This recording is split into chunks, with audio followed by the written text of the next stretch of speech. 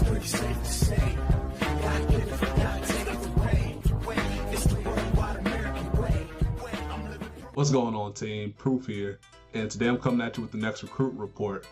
And the card I have for you today is Bruggard, and his ability says auto charge, GB1. When this unit is charging, it gets plus 5,000 power as a continuous ability. And auto GB1 counterblast 1. Choose a card from your hand and put it into your soul. When this charging unit is put from your rear guard into your deck, you may pay the cost. If you do, search for up to one non-grade 2 charge unit, call to an open rear guard circle, and that this unit was not on, and shuffle your deck.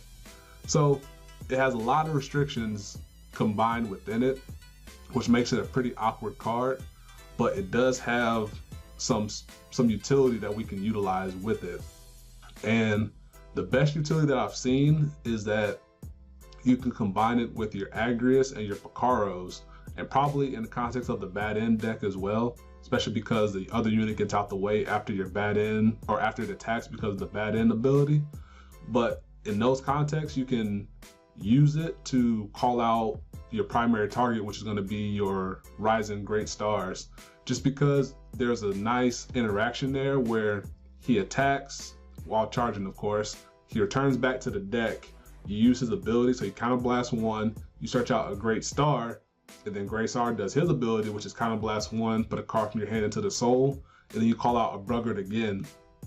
And counterblast permitting, you can repeat that cycle once more. It's a big, it has a lot of counterblast uses on it, and it's heavy on your hand, but it can be useful if the opportunity presents itself, just to put a lot of continuous attacks on your opponent.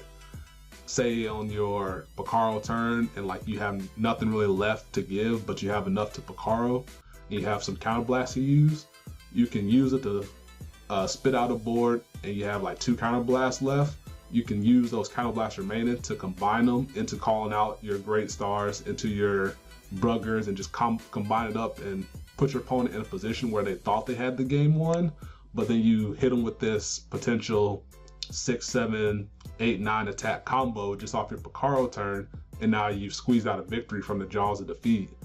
So while the restrictions on it are fairly restrictive, while there's a lot of restrictions wrapped up in it, it does have the uses that you can utilize with it.